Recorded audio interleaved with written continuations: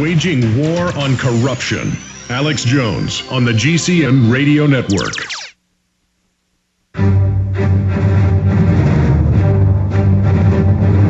Big Brother, mainstream media, government cover-ups. You want answers? Well, so does he. He's Alex Jones on the GCN Radio Network. And now, live from Austin, Texas, Alex Jones. Next hour, we have economist, stock market system inventor, BBC news presenter of the program The Oracle, Max Keiser, joining us. For the next hour, we have Alan Watt of CuttingThroughTheMatrix.com. Alan, I've read The Big Psychologist and psychiatry documents. I've read about the history of eugenics, the New World Order plan.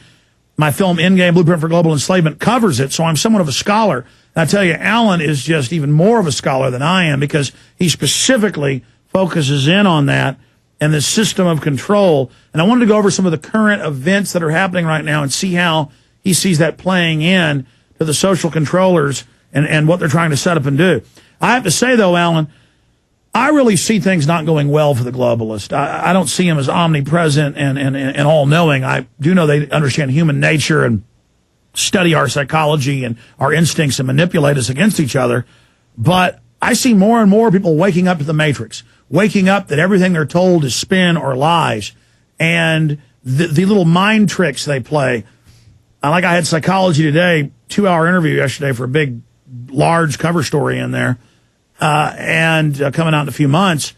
And they were still kind of spouting the old download that there is no New World Order and it's schizophrenic to think so, while hundreds of publications announce there's a world government, but it's a good thing and we should all accept it.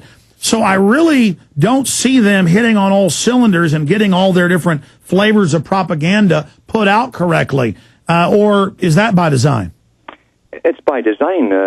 They start off with the fact that the system we are in was set up by their forefathers for this time. We're all in this one boat. We've all arrived here, and it's all through the planning and machinations of previous generations of these big think tanks, foundations, and so on.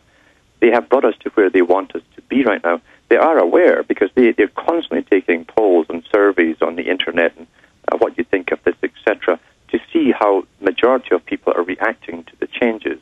And it's so easy now with the internet. It's instant communication, data retrieval. They know exactly how the public are. But we always end up, where are we exactly? We're where they put us in the first place. This is the only one system we have been given. And they're updating their system into the next phase. It's already done, really. It simply hasn't been announced, or we haven't seen the manifestations of the implementations, the total full force implementations of it all. It's all set up for the global system, but it's to be an authoritarian system.